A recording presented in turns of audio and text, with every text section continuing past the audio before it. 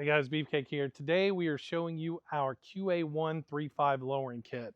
On our 2026 Lobo F-150, we went with pretty much the nicest setup that QA1 has to offer. This one's the full 3.5 double adjustables front, double adjustables rear, traction bar kit. So we will go out and race this truck. It is a spindle mount kit. So what that means is you have to run 22-inch wheels on the front. If Phil gets low enough for you there, you'll see the spindles down at the bottom of the wheel underneath the brake there. So with this being a spindle mount kit, you do have to run 22-inch wheels. So this kit will not be for everybody, but like this Lobo, it came with 22s from the factory anyway. So we were perfectly fine with the 22s on it. I did some custom forge lines with like a brushed gunmetal finish, and then we had them shoot the lips just a little bit darker, just a little bit, just to give it a little bit of transition. Was really nice. But I've been driving this kit around for about 2 or 3 weeks now. It rides great. There's no squeaks, rattles, this, that. It rides great. It doesn't bump, bounce, do anything. Nice thing is, again, with the traction bar kit, and these traction bars are actually reversed.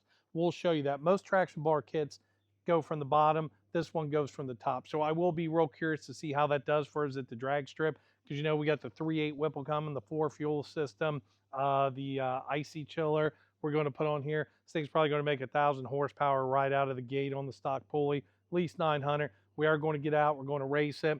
Got the 22-inch Nitto tires on it. We want to go 9s right out of the gate. We're going to do no converter, no transmission or anything, see what it does. Then we'll go back in, do one of our Suncoast bolt-together converters, and have Brian and the guys at Finish Line do one of our Suncoast Category 2s we do on everything, all the way up to our 1,600 horsepower cars we do and everything. But when you look around this truck, man, the stance on this thing is just, it's simply amazing. The thing sits perfect, man. If you look at that front tire, it's sitting perfect. You got a little bit of a rake to the front, which is really nice. You get a little bit of squat on the back, let them traction bars do some work, plant the rear end. This is a 4-wheel drive, but you plant that rear end, get everything going. And being a Lobo, it's got the true dual exhaust. We got the Stainless Works true dual catback on there, X pipe. Now with that, we did have to do some custom exhaust work for the muffler's back, because when you lower it, you cannot get around the differential there. So we did have to have Ricky up at Cortex, big shout out to them. They had the truck 2 days, custom did that. Stainless Works does have a truck in-house right now, so they're going to work on a design to work with the lower trucks as well. So many of us are out here lowering these things every single day. But this thing, man, it looks awesome. Great stance. Got the Bear big brake kit on the front. We did a custom offset on these too. You may not notice it. The wheels look the same, but they are front and rear. We have the rears tucked in just a little bit more than the fronts as far as the offset. These trucks naturally sit a little further out on the rear end, so we've got a staggered offset. Forge Line did that for us. Shout out to those guys for a nice set of wheels on them. Belgian also does offer on all their Flowform wheels. They do a custom offset too. So probably the only 2 guys out there that are doing that staggered offset, but it makes it tuck in nice. It looks really good. So we're going to go inside now. I'm going to put it up on the lift, let you guys see what the flip kit looks like on this, the traction bars, everything like that, and just get a good look from underneath the truck as well. We're out here underneath the truck now, so we'll kind of show you their system. So this is a QA1 flip kit system. So you got your bracket here. Now, they make this system for with or without traction bars. So if you're not doing traction bars, you actually you won't have this bolt piece here. And when you get the traction bars, they include this. So you get the extra piece here. So with the traction bars, you're going to get this extra piece to hold on for your traction bar. And like I said, this system's a little different. A lot of traction bars are underneath, where this one is above. So we will be real curious to see how this works at the drag strip. The QA1s, as I said, are double adjustable. The nice thing about that is you will be able to fine tune the compression and rebound when you're at the drag strip, because you have like 19 adjustments of compression and rebound.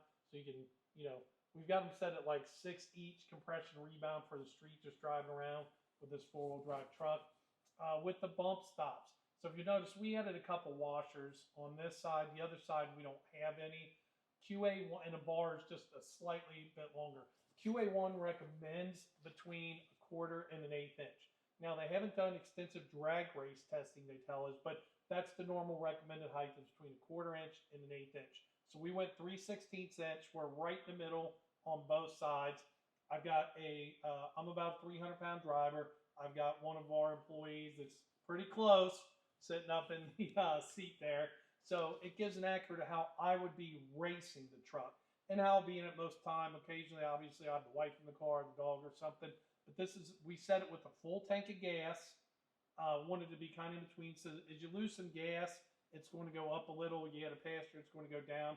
But right now, we basically got 3/16 inch on each side, so right in between. The other thing you'll see here, you get a 4-degree shim.